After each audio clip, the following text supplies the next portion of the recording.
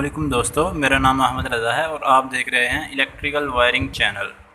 दोस्तों, आज की वीडियो में हम सीखेंगे कि हम कैसे घर में एक्सटेंशन लीड बना सकते हैं, जिसे हम 3 शू भी कहते हैं। उम्मीद है आपको ये वीडियो पसंद आएगी। वीडियो के मुतालिक कोई भी सवाल हो आप कमेंट सेक्शन में पूछ सकते हैं, आपको मुमकिन हद तक इसका जवाब दिया जाएगा। वीडियो को लाइक करें और चैनल को सब्सक्राइब करें ताकि नई आने वाली वीडियोज़ आपको मिलती रहें। तो चलिए चलते हैं वीडियो की जानिब। तो दोस्तों, हमें ये बोर्ड पर डायग्राम बनी नज़र आ रही है, जिसमें हमने 3 सॉकेट इस्तेमाल किए हैं और एक स्विच इस्तेमाल किया है। सॉकेट जिन्हें हम आमतौर पर प्लग भी कहते हैं, कुछ लोग प्लग कहते हैं, ये सॉकेट इस्तेमाल किए हैं और ये स्विच इस्तेमाल किया है। तो देखते हैं इसकी वायरिंग किस तरह हुई है। ये हमारे पास न्यूट्रल और फेज़ है, जहाँ पर हमने 220 वोल्ट सप्लाई देनी है।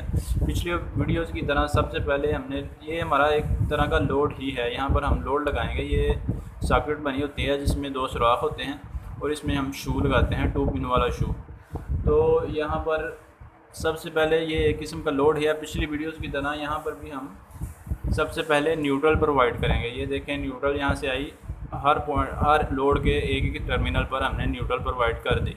हम यहाँ मेन से भी अकेले को न्यूट्रल फ्राहम कर सकते हैं, लेकिन इस तरह हमारे वायर की बचत होगी, जिसकी वजह से हमने यहाँ से और यहाँ से न्यूट्रल आगे ली है।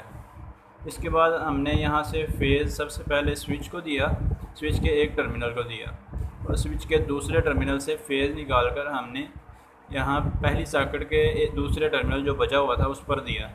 उसके बाद यहाँ से फेज़ निकाल कर दूसरी पर, यहाँ से फेज़ निकाल कर तीसरी पर। इस तरह आप आगे जितना चाहे इजाफा कर सकते हैं। न्यूट्रल फेज़ प्रोवाइड करते जाएँ और आपका एक्सटेंशन लीड जो है ना, उसमें सॉकेट्स का इजाफा होता जाएगा। तो इस तरह हमारी ये वायरिंग हुई है। तो देखते हैं इसमें इलेक्ट्रिकल सप्लाई किस तरह पहुंचती है। तो यहाँ पर जैसे ही हम न्यूट्रल और फेज़ 220 वोल्ट की सप्लाई यहाँ पर फ्राहम करेंगे, तो हमारी न्यूट्रल डायरेक्ट दी हुई है लोड को, न्यूट्रल ऑलरेडी पहुंच रही है और फेज़ यहाँ पर स्विच के इस पॉइंट तक आ रहा है। जैसे ही हम स्विच को क्लोज़ करेंगे, स्विच हमारा ऑन हो गया। ऑन होने से यहाँ से सप्लाई होती हुई यहाँ से इस वायर के ज़रिए इस सॉकेट तक और यहाँ से दूसरी तक और यहाँ से तीसरी तक पहुँच जाएगी। ख्याल रहे कि ये वायर आपस में, न्यूट्रल और फेज़ आपस में जुड़ना नहीं चाहिए, जिससे धमाका हो सकता है।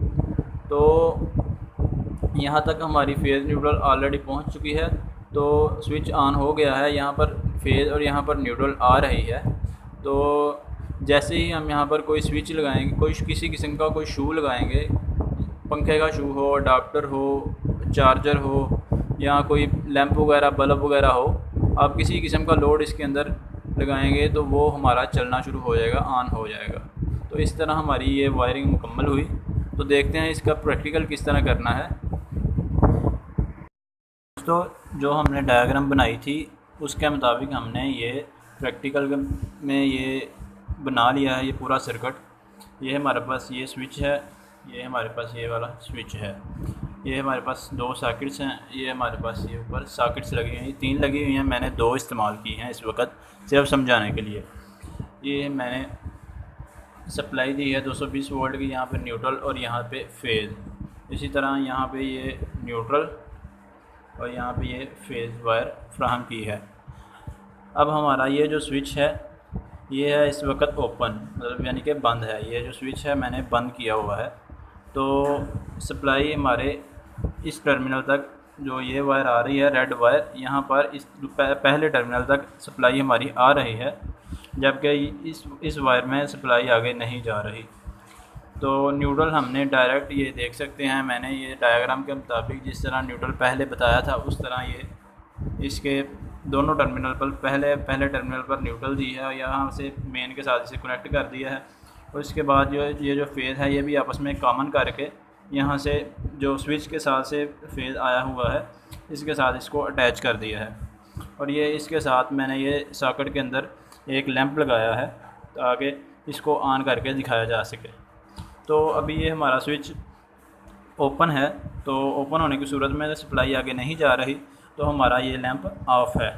जैसे ही हम लोग इसको ऑन करते हैं तो ये हमारा लैंप रोशन हो जाता है, क्योंकि ये यहाँ पर पहले सप्लाई नहीं जा रही थी, अब लैंप ये स्विच के ऑन होने से ये हमारी सप्लाई इस वायर से होती हुई यहाँ तक आनी शुरू हो गई है, इस पॉइंट तक जानी शुरू हो गई है, जिससे हमारा लैंप रोशन हो चुका है।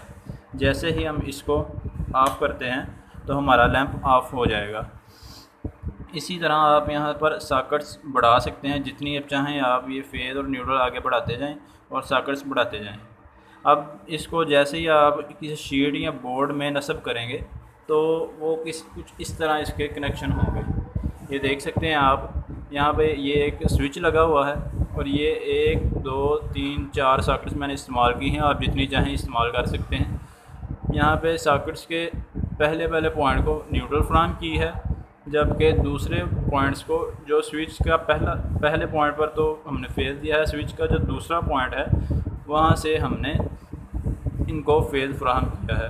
तो ये 2 पिन सॉकेट्स हैं, इन पर हमने फेज़ और न्यूट्रल फ्राहम की है। जैसे ही स्विच को ऑन करेंगे तो इसी तरह हमारा मतलब जो सर्किट हमने दूसरा समझा है उसी तरह ये ऑन होगी। तो इस तरह ये बोर्ड में हमें इस तरह नज़र आएगी। तो उम्मीद है आपको वीडियो पसंद आई होगी। वीडियो के मुतालिक किसी किस्म का कोई क्वेश्चन हो आप कमेंट सेक्शन में पूछें, आपको जवाब दिया जाएगा। हमारे चैनल को सब्सक्राइब करें और वीडियो को लाइक करें।